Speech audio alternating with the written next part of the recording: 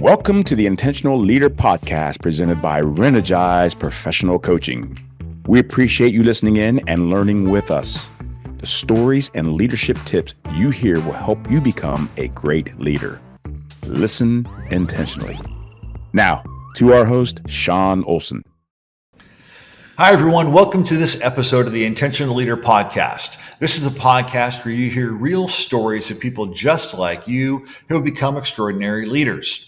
You'll learn valuable tips from their lives, things that you can apply to become the best leader you were created to be. When leaders are intentional, lives are changed. I'm your host, Sean Olson. I am an author, speaker, business owner, and obviously podcast host. And I'd love it if you'd help us out today by hitting that subscribe button, hitting that like button, leaving some comments, and make all the world of algorithms happy. Today, I'm excited to have our guest with us. His name is Eric Charran. Eric is a technology leader throughout his entire career and has done a number of things transcending different industries. He also is an author. We're going to hear about that book today. Eric, welcome to the Intentional Leader Podcast. Sean, thanks for having me. I'm thrilled to be on. My pleasure, man. Great to have you here. And you're coming to us today from New York, right? Today I'm in New York. That's right.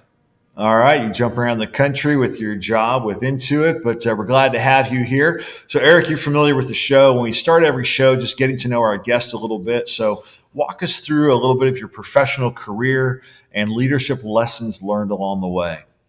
Yeah, happy to. So my career started, I'm a Gen Xer, so I've been around for a while, maybe about 25 years or so, which puts my college graduation around the dot-com bubble, for those of you old enough or have been around long enough to remember that. So those were the days in which you could, if you could spell HTML, regardless of what your degree was in, you could kind of write your own ticket and go get a big tech job.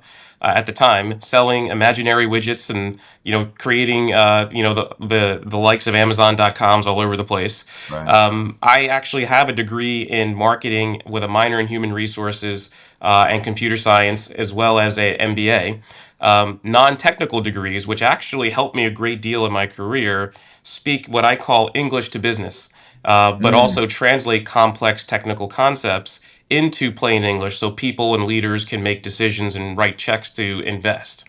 So that was a relatively fortuitous kind of confluence of educational and background influences that kind of helped me in my career in technology.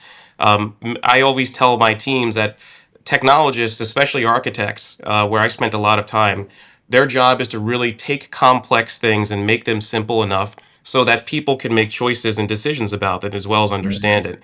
You have to be broad and deep. So I spent a lot of my career starting out as a relatively deep engineering consultant for Microsoft. Had the fortune to join them back in 2005.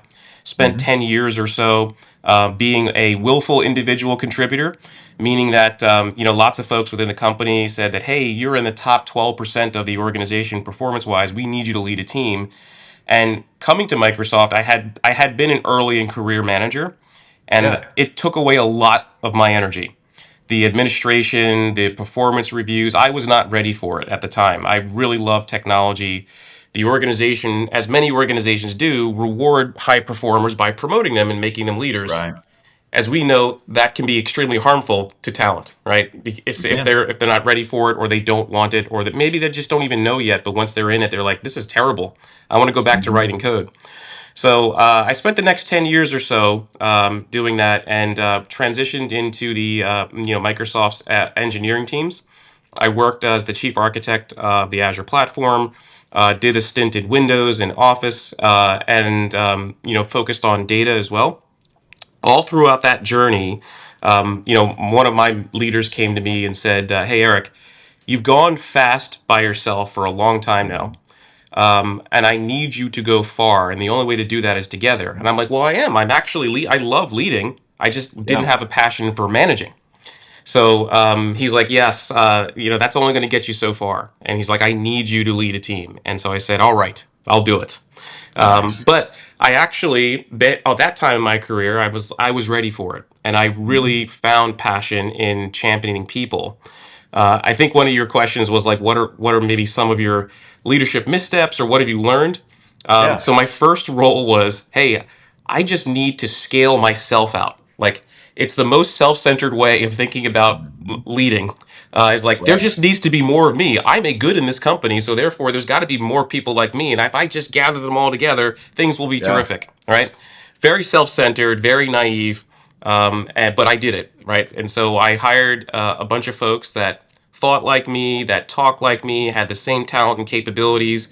I'm sitting there in the interview. I'm like, "You're brilliant," right? Mhm. Um, and so, Exactly. but the challenge that I quickly learned is when you assemble a team of people that are like you and are not thought diverse, Mhm. you all have the same superpowers, but you all have the same weaknesses to kryptonite, right? And Right. so, what I really realized is that diverse thinking, when I moved from Microsoft to Capital One, diverse teams with a diversity of thought are really the way to build a well-rounded leadership team and an execution team. And so, I prized understanding different people's perspectives, not looking for myself in the interview process, trying to see a person's real value while they're very different from me, and saying that I know how this person fits here, how they can help me, and how Yeah. they'll make us better. I like that. So I want to rewind for a second because you made a comment there early on when they were asking you. You said, I made the willful decision to be an individual contributor, right? Because you said you Right. weren't ready. How did you know you weren't ready? I probably the way that most people think that they're not ready. It wasn't through some introspective to be like, you know what, this is where I want to go, but I'm not ready yet Mhm. because I enjoy doing these things. I'd like to tell you that that was a story, Yeah. but it wasn't. It was I had such a terrible time, and it wasn't that I had this awful moment, but it was just the drumbeat of performance appraisals, vacation requests, performance reviews, performance discussions, just managerial administrativa that just sucked my energy out. And at a Yeah. time where I really wanted to dive into technology and I really wanted to be technical. And out of my 8 hour day, well, back then it was probably more than that. I was early in career, so it might have been like a 12-hour day. I was Yeah. spending 8 of those doing things that I really didn't like that were energy drainers, Mhm. and only 3 of those doing like the stuff that I loved, and the rest of that time wishing I could do the things that I loved. And Yeah. so that led to me being like managerial stuff is not for me. Yeah. No, I love that though, because I think as leaders and listeners, this is a key piece. You know, we talk about being an intentional leader. You were intentional in saying no. But what I'm really hearing out of that, the value of this is it's counting the cost. Every different level of leadership has a new layer of administration, a Right. new layer of things that we may not actually like. That's And we right. have to count the cost as leaders and say, am I going to be able to stay in my passion and stay in my sweet spot, my secret sauce of what I can actually do, as well as these other pieces, and have to weigh those costs because at some point it does become worth it. So the follow on to that is when you took that team for the first time, and I love your leader that was challenging you with that, of taking on your own team. And that's actually that great African proverb, right? If you want to go That's fast, right. go alone. If you want to go far, take others with you. You made that transition. When you made it, was it different in the sense of you didn't have as much of the administrative things? What did that look like? Because I think it's important for our listeners to know that sometimes those administrative things won't overwhelm. It depends upon the position. That's exactly right. Like I was coming from a decades old at the time experience that I had in my 20s, in which I'm like, man, that really stunk, and I don't want to do Yeah. that ever again. And I had just, it's almost like that corner of my mind and the recollection of that was just frozen in time. And I had not really realized that I am actually prepared for leading and growing people. And sure, at any job, there's going to be energy drainers and energy givers, and the good has to outweigh the bad, and you have to have a role that brings you more energy than it takes away. And what I ended up realizing is that I was ready to take on the administrative elements. I was ready, and obviously, it's easier to do if you're a senior leader or an executive in an organization. Mhm. You have, institutional roles like assistants and HR business partners and a supporting Right. function at that level. So that probably had something to do with it. But if you're a player coach, which I love being, Yeah. it can actually be very difficult from an administrative standpoint, but there is balance. And so spending energy in that area to support your people is really actually not much of a tax anymore. At least that's what I found. Yeah, I love that. I love that. So I know some of your story from us talking before, and I love this aspect of your story of you meeting up with some other buddies of yours who are also in business and just talking about leadership, big picture, and that relationship with those people led you to your book that you wrote. It's called "Have You Ever Had a Boss That?" And so talk about that relationship with those friends of yours, how that led to the book, and then we'll dive into the book a little bit. Yeah, Sean, you make it sound so glamorous, and I love that's what you took away from it. I'll give you the real story. It was a actually an exercise in pain management, informal therapy, Mhm. commiseration. So Yeah. we were all a couple of vice presidents and myself were all kind of just commiserating about a leader slash group of leaders that we were facing challenges with. And Mhm. there's also, and many of your listeners might resonate with this. It's always a great time when you're undergoing something or dealing something with work, and you find somebody there that there's a safe space. You can actually say what you think about your Yeah. manager and realize it's not going to get back to them because they're experiencing the same unhelpful set of behaviors that Mhm. you are, and now you found somebody that you can actually commiserate and kind of vent to this about. So I had found that, and so Yeah. we kind of just got together on a weekly basis, and it started out relatively unglamorously negative, like, oh my gosh, can you believe that they did this week again? But then it started to Yeah. become like, well, hey, why don't you try this? I've seen this before. When they do this, they're doing it because of these reasons, and this is the way that I've actually navigated it. And I've not even seen this before in this particular manager or leader. I've actually encountered this before in my career. And so as we started talking about all of these different unhelpful behaviors, I realized that it's not actually denigrating the individual. The individual is Mhm. exhibiting the unhelpful behaviors, but it's Correct. the unhelpful behaviors that we're all suffering from, not the individual. The individual oftentimes has a great set of personality. They're Absolutely. great leaders in their own rights. They just have the wrong tools in the toolkit. And so we began kind of giving these behaviors funny little names. And somebody said, "Hey, somebody should write this down." And I said, "You know what? I'll write it down." And that's the genesis of the book. That's great. I love that story. And I like a few different things you talked about there. First off, finding those people you can be honest and real with, right? Hmm. Big picture in an organization is like the idea of psychological safety. Can I be real and true and speak up? But you still need that, I'll use the phrase insider group. People Right. we know we can be real with and honest with. But what I really, really, really love about your story, and I wanted the listeners to hear this, you guys quickly made a transition from bashing to what can we do about this? Right. And I want to bring that out because so many times people get stuck in the bashing mode, they never move out of it. If all you do is complain about what's wrong, you will never get anywhere. You guys transitioned it, and I appreciate that. And so, a quick question on that aspect, was that something that you guys collaboratively were just kind of like, you know what, we need to do something better with this? What led to that transition from commiserating to developing? I think good senior leaders, which I think we all were in at this point in our careers, really have mastered either through formal training, but more than likely just experience, Yeah. the ability to avoid going into a negative spiral. A Mhm. negative downward spiral, or a lack of a positive mental attitude. I think we've all been there. Yeah. Maybe some of your listeners are going through it right now. I know early in career folks are go through it. I've been in the same position where you wake up like 2 seconds before your alarm goes off and you're like, ugh, it's Tuesday, right? Like we've all been Mhm. in those types of positions. And then each perceived slight, each perceived injustice just sends you further down and down and down until you are just miserable. So I think that at the point that we all were and are in our careers, we realize that that's a choice that you make. Yeah. I often tell people, again, this is on the non-clinical side of things, that Mhm. happiness is a choice It that is. you actually have to continue making every day. And instead of saying, "What do I have to do?" it can be a simple saying, "What do I get to do today?"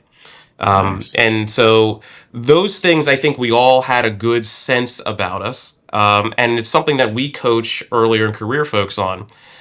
Don't be the poison in your own well and don't poison other people's wells.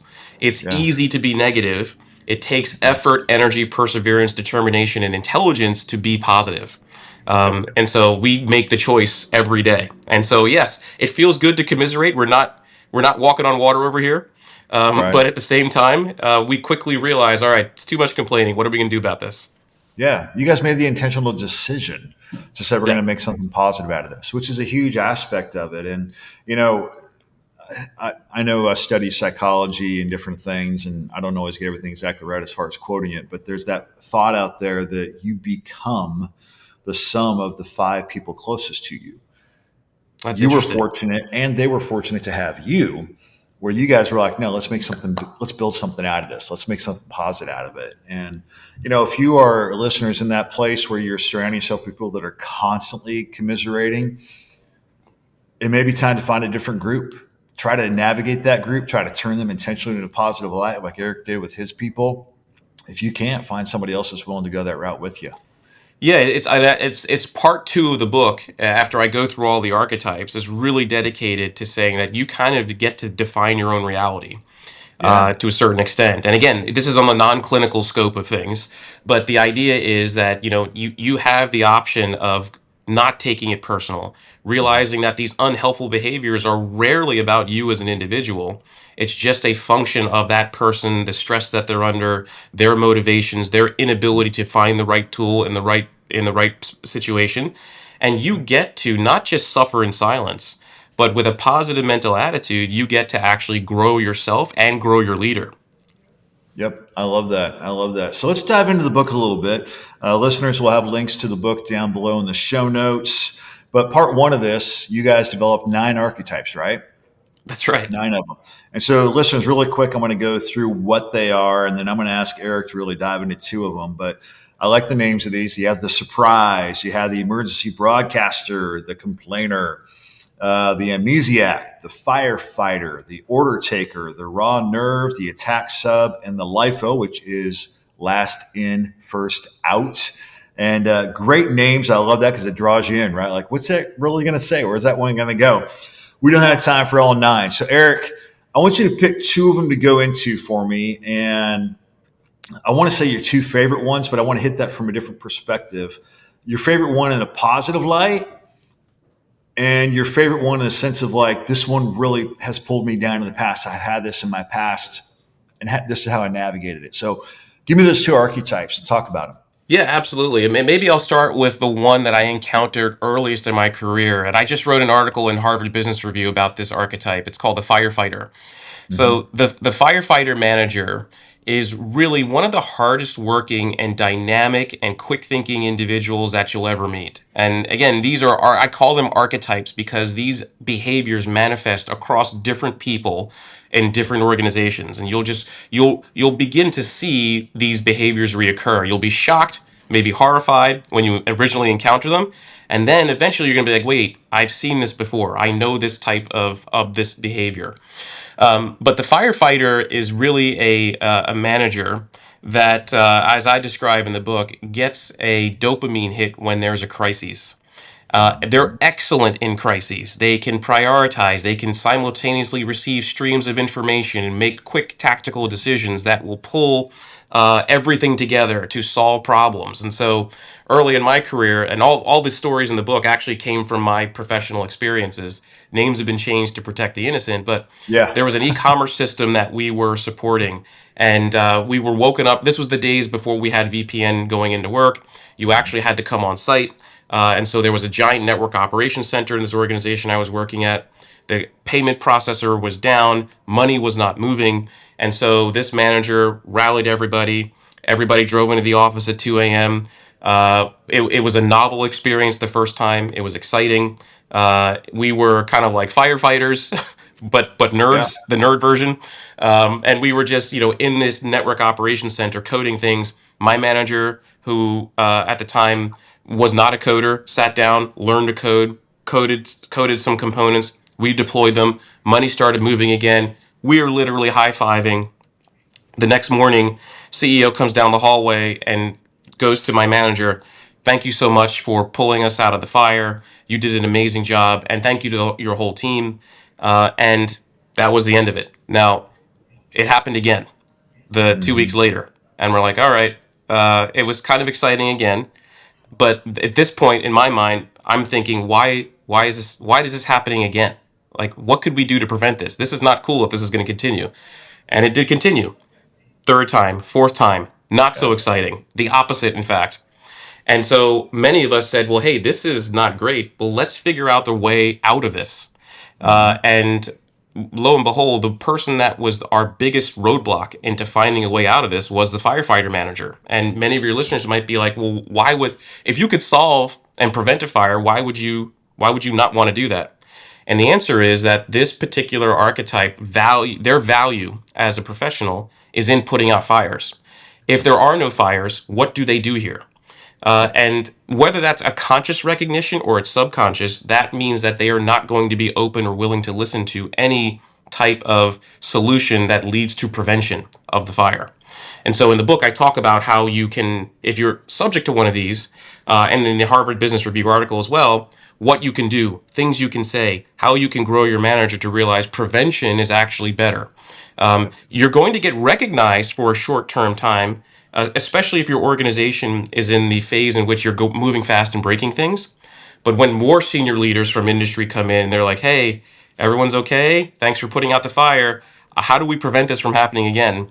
And then you could see your manager's face freeze, right? Because now there's top down pressure coming saying that this is not the way I want Absolutely. things to go. Absolutely. No, I love that. I love that archetype. I know it's prevalent. So I'm glad you brought that one out. And, in our executive coaching with leaders, we talk about this a lot. And, I even use the visual that they love carrying the fire extinguisher. Right. And the question I ask them is, when are you going to stop carrying the extinguisher and start building the fire suppression system? That's right. Right? Building the structure and the systems and the processes so that fires don't take place. And we can't avoid all of them, but it's there. And what I like about how you've built out the archetypes, and it goes back to something you said earlier, is leaders can demonstrate these things. It doesn't mean that they're bad. Right. It doesn't mean that they're wrong. It's just a behavior that they have that they need to overcome. We call it limiting behaviors, right? Right. And, the whole definition I love about leadership is that leadership is influence. Influence is behavior. Are you behaving like a leader? And so that firefighter mentality is a behavior to overcome. And I love how you talked about it, though. And I want you to go deeper on this for a second about if they stopped being a firefighter because they built a fire suppression system, they feel like their value has dissipated. What can we do to help that leader realize their true value after that fire suppression system's built? Yeah, it's a combination of things, and that's really what I dive into in the book. The combination of things is switching the dopamine response from when the fire happens to that euphoria after it's out. Mm-hmm. It's also saying that, hey, you know what? Fires cause damage. Like if there's a fire in your house, in your family room, the walls are going to be charred, the carpet will be burned, there might be holes in the floor, and your house might smell like smoke. Yeah. So um, nobody wants to just have like fire damage in the living room, fire damage in the kitchen, fire damage in the bedroom. You want to be able to prevent those things, like you said, with a fire suppression system. And so, if you talk to your manager, and the key is with all these archetypes, is you have to get the manager into a position where they're willing to listen. The key thing to recognize is being right, and I tell my teams this all the time, being right is only 50% of the battle. The other Yeah. 50% is dealing with the emotional context with which a decision or a position was made in that target individual. What I often also tell my teams is that people don't make logical choices or decisions. They make emotional ones, and then they seek reason and facts to back it up. And if Correct. they are not ready to hear criticism or constructive guidance, then that will just bind them to that emotional context, and they will go deeper in that decision, and they will never come out, no matter how Yep. right you are. So in this circumstance, you have to be able to say, listen, you are an amazing tactician. You are alive when you're fighting these fires. I think we can actually take that same energy and apply it to prevention. I think that we can actually take your tactical and strategic acumen in the moment and when the fire is the hottest, and then utilize the lessons learned ahead of the fires to prevent them. And we should track the fires that we prevent. And we should tell people about the money we've saved because we've implemented fire suppression systems so that we don't actually have to heal from the fire or the fire damage. Shifting the reward response, stimulus, and getting them to a position where you empathize with them and talk to them in the language that they understand. Once they feel that you're listening and you understand, then they are ready to hear the data that you have. Yep, I agree. And it's the whole realm of leadership that EQ overrides IQ every time. Every time. Every time. Have to dive into that. So that's the firefighter. Give us another archetype we'll dive into. Yeah. So I think that, and by the way, the reason why I picked that one for an uplifting one is because oftentimes it is just a refocusing of an extremely talented individual Yep. to think about things a little bit differently, to reframe their world. The one that challenged me the most is what you have to know about me is that I love anticipating threats. It sounds negative. Like I love anticipating, like I call it rising darkness on my team. Like where's Okay. the next person that's going to be like, hey, your team's not doing what they're supposed to be doing, or who's going to trip over something and how can we be there to prevent it? So I am very, very much a preparedness fan. I'm very much an anticipatory fan. I like anticipating probabilities of things that are going to happen, predicting them, and then being there with contingencies and or even things that actually take us through that and put us in a much better spot afterwards. The antithesis of this for me in my career is the attack sub manager. These are Mm. managers that don't plan, do not value foresight, and have challenges and difficulty managing a team because they behave like an attack sub, an attack submarine. So these are managers that run silent and in deep, cold, frigid waters. Emails Mm. bounce off them. Slack messages go unanswered. Phone calls go unanswered. You schedule meetings on their calendar. They accept it. They don't show up to those meetings. And you're like, where are you? So they run silent and deep until they surface and they launch missiles. Hey, we have a meeting with the C-suite tomorrow. We need to present our product portfolio or our technical answers to some of the outages that came up. Eric, prepare a deck. Should be about 5 slides in length, and let's make sure that we do a good job in the presentation tomorrow morning at 10 a.m. And then Right. they go back underneath the waves. And I go, wait. Who's going to be in the meeting? I get that's going to be 5 slides, but there are there's a ton of stuff that we have to cover. These are the points I'm thinking of. Are these the same points you're thinking of? Is there anything strategic that we need to bring out? What are some of the opposition? I could go on. All of Yeah. these details that would hone the presentation so that it would be successful. Again, they're under the water. They've cut off radio Yep. communication. And so now, and this literally happened to me maybe 5 or 6 times in my career, you show up, you're outside the C-suite's, executive conference room, your manager rushes down the hall and says, let me see the slides. You pull out your laptop, they go, no, no, what? No, this is not right. And then the executive assistant says, all right, they'll see you now. Yeah. So again, that's the toughest one that I've had to deal with, and I talk about the ways in which you can approach that. But I think we've all been there in Yeah. some form or another. That's an interesting one. I'm sure a lot of our listeners have encountered those types of leaders. So when we're talking about firefighter, you might hear. So I want to ask you to go here with this type also. With the firefighter, you talked about the fact that there's some positivity in the sense of like it's the endorphins of it, solving problems, things like that. What do you find is that emotion or that motivator on the attack sub one? Because it's a negative behavior. There has to be something that's driving it in that Yeah. individual. What have you Yeah, found? so you're 100% right. So, and this one was the toughest for me to empathize with, but that is Mhm. really the key. The key to dealing with these and thriving underneath these types of managers is empathy, which sounds so counterintuitive because you feel like these things are being done to you. You feel like Right. I just got dumped on by my manager and then he just pooped all this. He did the swoop and poop. He pooped all over Mhm. my best effort based on a lack of nothing that they gave me. And now we're going unprepared into a session that I'm going to have to tap dance in order to get through. It's difficult to not feel like that's being done to you, but it's not. So if you try to empathize, if you make that choice, if you choose to say, well, what could be driving this behavior?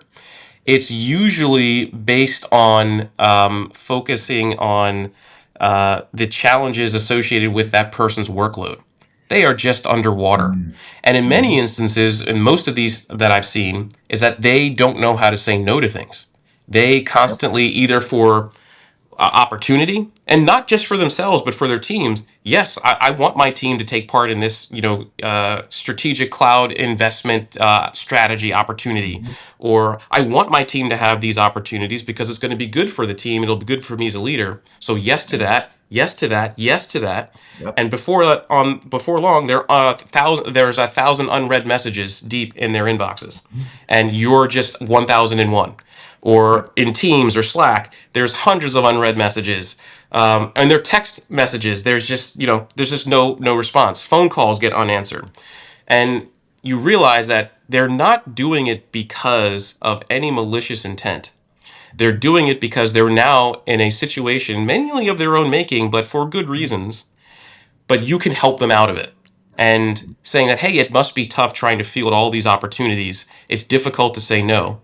But at the same time, there are some key things. I need a hotline to you. I need the bat phone for Mm-hmm. folks that remember the 60s, the red phone, right? Yeah. Yeah. The 60s Batman. Like, I need something that helps you. And sometimes it works for a little while, then it Yep. stops. And then I talk about in the Mm-hmm. book how channel switching is a mechanism to help get you over this. And we've all had people that don't respond to text messages. Channel Yeah. switching is a key technique that I use a lot with folks like that. I like that. I like that. As we coach people, especially senior leaders, I like how you describe that and taking that metaphor a little bit, right? They are underwater.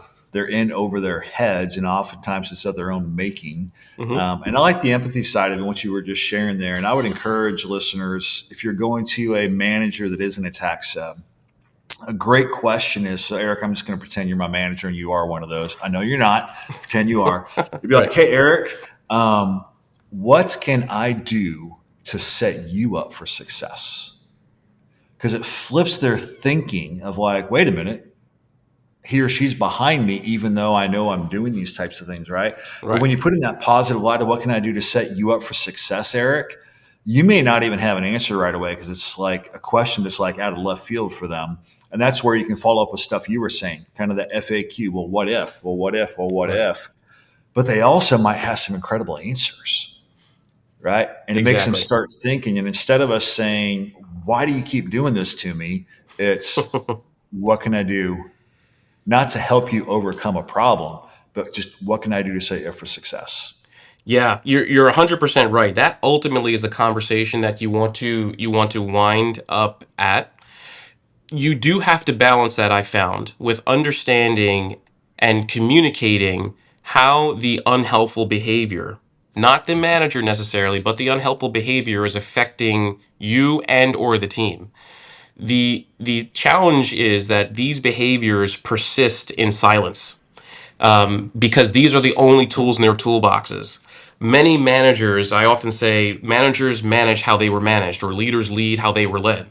Yeah. So in these circumstances, they're like, I've seen managers and leaders exhibit these behaviors, so they must be the right things Mhm. because I don't have any other frame of reference or training.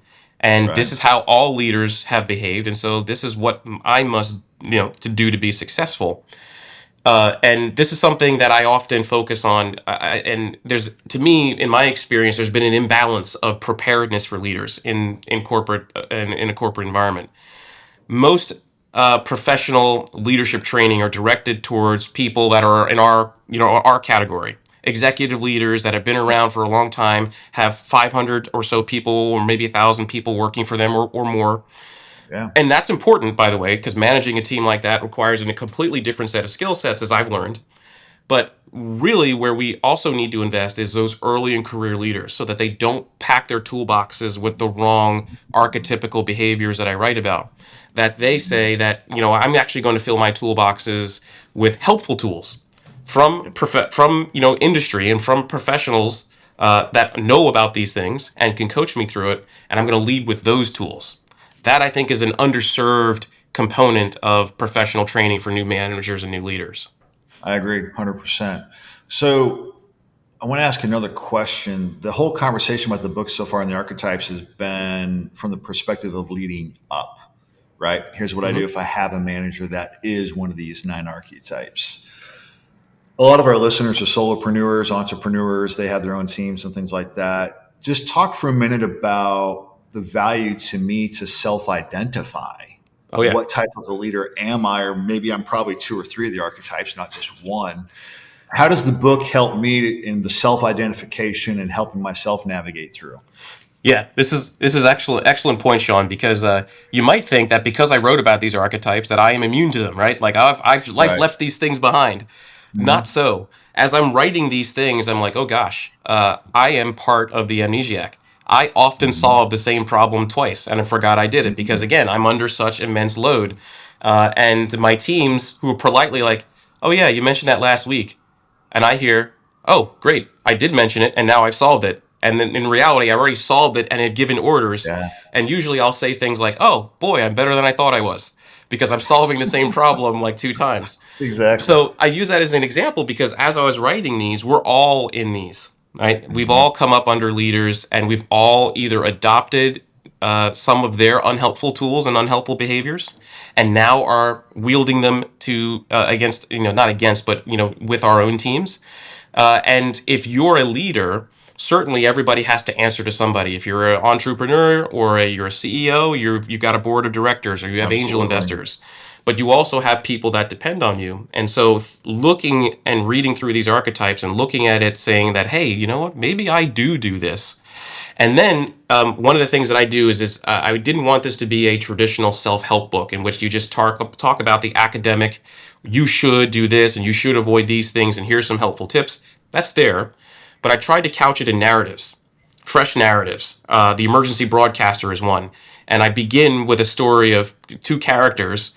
One is the manager that wakes up in the morning with a Slack message on her phone and she panics. And then she Mm. knows that everybody else in her team is definitely can't be busy at 7:30 in the morning, so she schedules a meeting.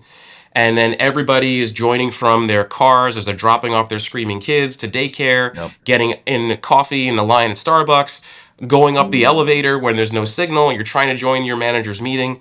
All of these things are elements of what leaders can actually be like, wow, this is the impact that my decisions to have that 7:30 a.m. meeting have on people. Yeah. And then when it comes down to how an individual navigates through this, I often tell that in a narrative story as well, like giving examples and tying it all together.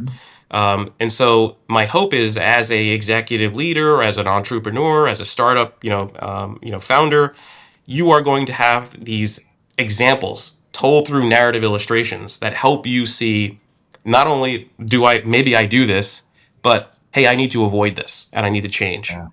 Yeah. I love that. So I know the book's in two parts. Part one's the nine archetypes. Part two, you talk about coping skills, developing resilience, and growing your manager. We've covered a lot of that. Is there anything else in part two that just you want to bring out right now? Yeah. What really inspired me to write part two is something my dad always said. He said, always look for a new role when you're happy with the one you have.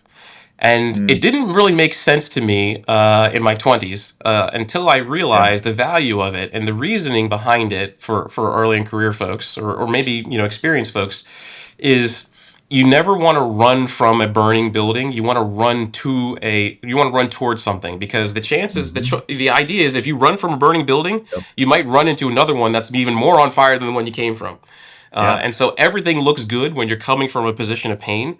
But if you're coming from a position of satisfied professional happiness, then you can actually start thinking expansively. And you might say, well, what does that have to do with part two of your book? Well, in reality, I think it's all about knowing your worth. Yep. So, as if you were to be exposed to any of the archetypes and you're still struggling to deal with them, even though that you've got some great coping techniques and some skills, and you're doing the empathy, you're choosing happiness each day, there's still a circumstance in which you just have not been able to be successful to cope with your manager. And in Sure. those instances, and I often remember something that Satya Nadella once told me because I had an opportunity to spend time with him as part of a leadership program at Microsoft.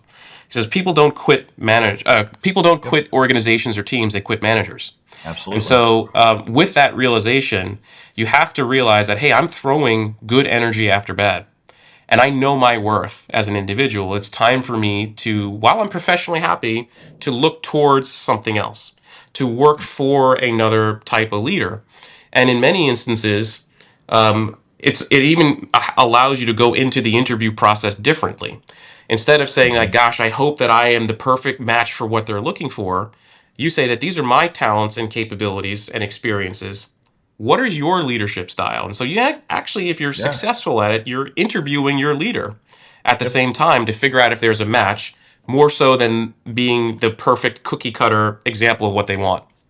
Absolutely. No, I like that. So great book. I like the framing of all this. I really love the story, how it came to be, though, right? Because this is the result of saying, what can we do about it Right. and make it better? So that is awesome. Eric, it's been great to have you on here. Before we finish every episode with the same question. We want to give our listeners some practical, intentional steps they can take. So, what is a practical leadership tip that they can implement today to be an intentional leader?